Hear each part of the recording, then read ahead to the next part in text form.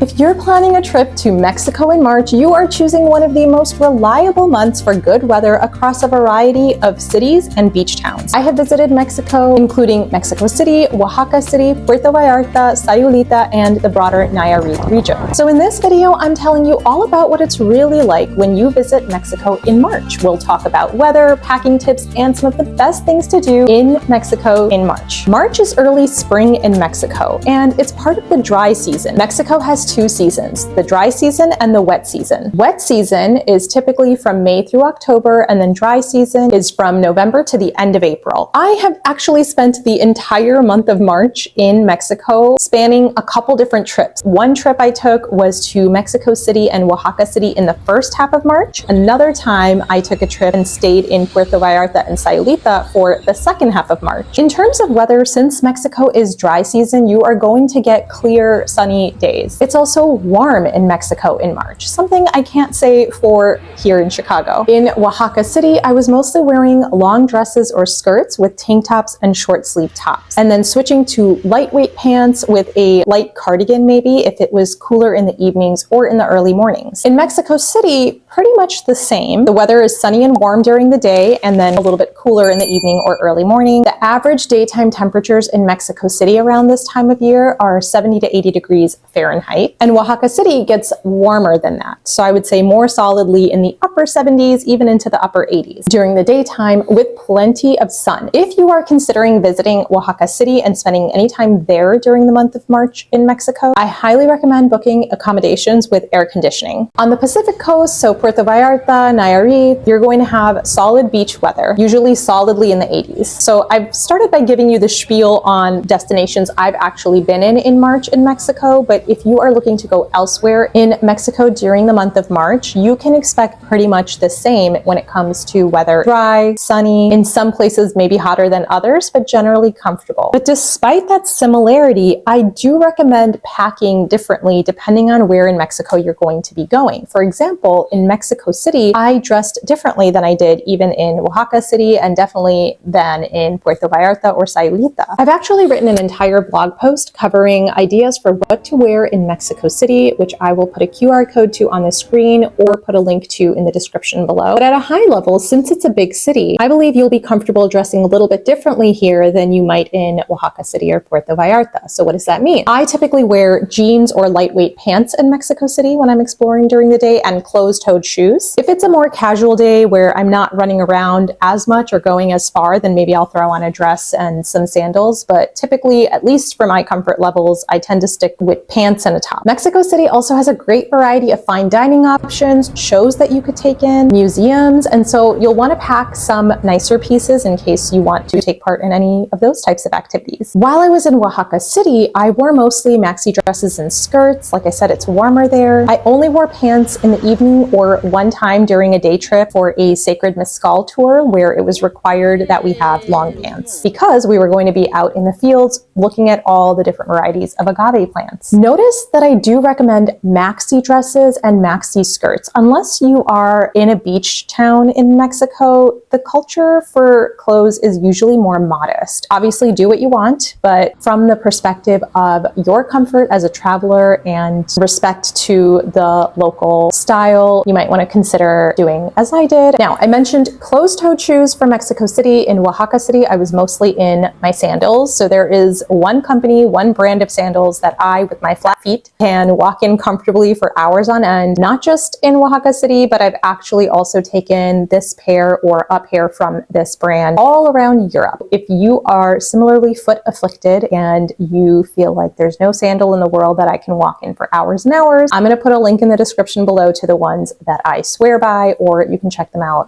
following the QR code on the screen. For coastal cities like Puerto Vallarta, Sayulita, and cities along the Nayarit region, you can typically, if you're in the beach areas, dress even more casually. Of course, bring your swimwear, bring your cover-ups, lightweight outfits for hot afternoons. Bring sandals for everyday wear and some sort of layer in case it's a little bit chillier in the evenings. Also, of course, don't neglect your sun protection, some sort of reef-safe sunscreen, a hat, sunglasses. And then I also always recommend, so this is across destinations, an anti-theft crossbody travel purse. I have the one that I have been using since 2021, I want to say, which I will link in the description below. And that's where you can keep your everyday valuables like your phone and your wallet. And I always keep it worn around my front with a hand over it anytime I'm walking through a crowded area. When I took my 2-ish week trip through Mexico City and Oaxaca City, I managed to pack personal item only, not even carry-on only, personal item only. I was able to fit so much in there that it just was all that I needed. And since then, I have taken that same personal item bag with me all around the world, Japan, Europe, everywhere else I have gone, because even when it's not my personal item only and I have another carry-on along, this bag acts as a second carry-on, even though it passes as a personal item. So if you're curious, you can check out the features of that bag that I swear by in my previous video, which I'll link here. When it comes to the crowds and prices in Mexico in March, this can vary by region. In Mexico City, popular restaurants and museum tickets can book up, but the city is large and can generally absorb tourists really well. But the one thing I'll say is if you know you want to eat somewhere specific in Mexico City, book as far in advance as you can. I can't tell you how far in advance beyond that because I have never successfully, ahead of a trip to Mexico City, been able to get a reservation at a restaurant that I really had my sights set on. There are a lot of great fine dining options in Mexico City. If you need some inspiration, I do have a foodie guide to Mexico City, which I will put a QR code to on the screen here so you can check it out, see what appeals to you, and then maybe see if you can get a reservation somewhere really nice. For Oaxaca City in March, I just barely got a seat in the cooking class that I knew I really wanted to take. There are a lot of great options for traditional cooking classes in Oaxaca that you could take, but the one I wanted to do, I barely got a seat in, and I'm very excited that I did. It was great. I actually have a much more detailed video about my entire Oaxaca City solo trip itinerary, which I will link here as well if you want to see everything that I did, that exact tour, all that good stuff. But my main point in talking to you about it here is that you probably want to book your tours and activities in advance. There are also some great day trips from Oaxaca City. These might start to fill up because honestly, March is a good time to be in Mexico. And so people are likely in Mexico with you in March. So book the things you know you want to do in advance. The city itself did not feel super overcrowded to me. So it was still very comfortable to be there and to explore. I don't know though how Puerto Escondido, like the coastal area near Oaxaca City might be because I didn't go there. That I know is a very popular area for digital nomads. I'm more of a city person than a beach person. I really was drawn into exploring Oaxaca City itself. So I stayed there and it was comfortable. I don't know if Puerto Escondido might have been more crowded than that. For Sayulita, my friend and I, so I was staying in Puerto Vallarta for like a month, which I'll come back to in a moment, but we decided to go to Sayulita for the weekend. And I really liked Sayulita. I prefer Sayulita to Puerto Vallarta, except we booked kind of last minute and there was only really one place available where we could stay. And it was the Selena Hostel in the middle of the city. And we booked a private room. So we are two women in our 30s. I am no longer a nighttime party person, and I actually go to bed pretty early because I like to wake up super early to take advantage of my days. So all that to say, there was very limited availability in terms of accommodations. We had to stay where we stayed. Probably the worst stay all time in all my travels because it was just so loud until like 3 in the morning. So loud to the point that we turned on Gilmore Girls and I put it at maximum volume and we fell asleep to that because at least it was one noise and one sound instead of all of the mixed sounds from outside. And that is how we slept most of the night, with Gilmore Girls on full blast. So the lesson there, Sayulita in March, make sure you book far in advance so that you get accommodations where you want, because we probably wouldn't have stayed in the center of Sayulita. Apart from that, during the daytime, great. The beach, very lively, not too overwhelming with crowds during the daytime there either. Puerto Vallarta was similarly lively. This is a personal preference thing. Of all the places that I have been to in Mexico, Puerto Vallarta was my least favorite. I don't think it was necessarily the city's fault. It was probably who I was and what headspace I was in and how I was living when I was living there for a month. Would I go back?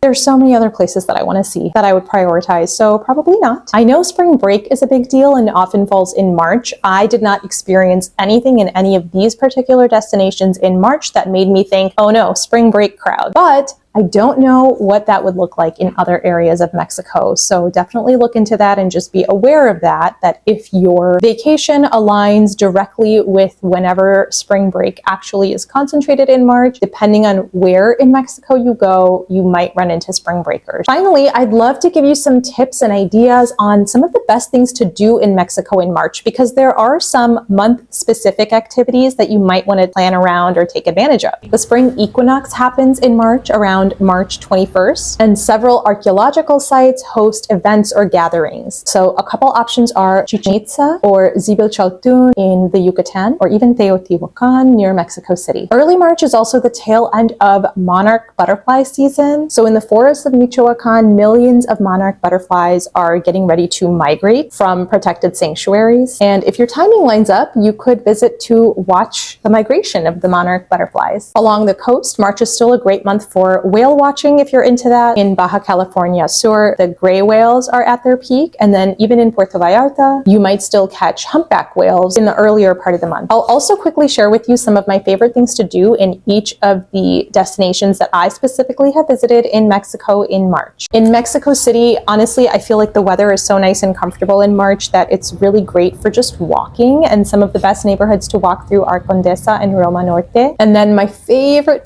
place in Mexico City is Chapultepec Park, which I always make it a point to grab a pastry from somewhere nearby and then go into the park and just explore and wander. You would probably also get fantastic views this time of year from the Chapultepec Castle. There are also several day trips you can take from Mexico City. My personal favorite is the one I spoke about in my previous video, which I will link here, to Grutas de Tolantongo, which are these incredible cliffside hot springs. They're a bit of a hidden gem because they don't really do much marketing. The way that people learn about them is through word of mouth and through social media. But definitely check that out if you have the opportunity. It was very comfortable to swim there in March, so I highly recommend. I also have a full video guide to Mexico City and the best things to do there that I will link here in case you are planning to include that as part of your Mexico itinerary. In Oaxaca City, there is so much to do, explore, learn, and eat. Oaxaca City is like Mexico's foodie hub, and it's also the heart of mezcal production if you're into mezcal. And even if you're not, taking a sacred mezcal tour is an incredible way to support the local farmers and to learn about this craft that really anchors a lot of life there. You also, like I said earlier, will definitely want to take a traditional cooking class, take a food tour, whatever helps you get out and explore all of the different flavors that the city is popular for. And then there are some great day trips you can take from here as well. The one I did was to Hierve el Agua, which is one of only 2 petrified waterfalls in the world. The other ones are in Turkey. In Puerto Vallarta, one of the standout experiences for me was the bioluminescence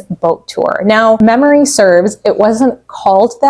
It wasn't about that. It was a sunset sailing tour, and it was super fun. And we got lucky and we saw bioluminescence in the water on our ride back once the sun had set. And it was really, really cool. Whether you see bioluminescence or just a beautiful sunset, I definitely recommend taking a sunset boat tour. And then the other thing that I did enjoy in Puerto Vallarta was there are some really great restaurants there. And I will put the names of the top 3 that I would recommend, because 3 are coming to my mind right now. One is a beach restaurant, one is a beautiful restaurant with a nice patio with a tasting menu, and one is a tapas rooftop terrace. Those were my 3 favorite places to eat in Puerto Vallarta. I will put them in the description below. Sayulita and the surrounding Nayarit towns offer a more laid-back vibe. It's a great month for water sports and surfing lessons. I saw a lot of people surfing in Sayulita Beach, and it looked a lot more tame than, say, the beaches in Costa Rica that I've been to where I've seen surfing. So I think this would be a good place for some lessons if you're into that. But even just strolling around Sayulita, popping in and out of the different shops is super lovely, low-key, and a fun way to spend some time. Also, to be honest, I personally did not find any coffee shops that I really enjoyed in Puerto Vallarta, but Sayulita hit the mark. There was one place in particular that I really loved their brunch and their coffee. If you're looking for something more luxe, then a friend and I spent a few days at the Punta de Mita Hotel Resort in Nayarit. It is very Instagrammable, very beautiful, comfortable, chill, relaxing, and in my opinion, a really good alternative to, let's say, a resort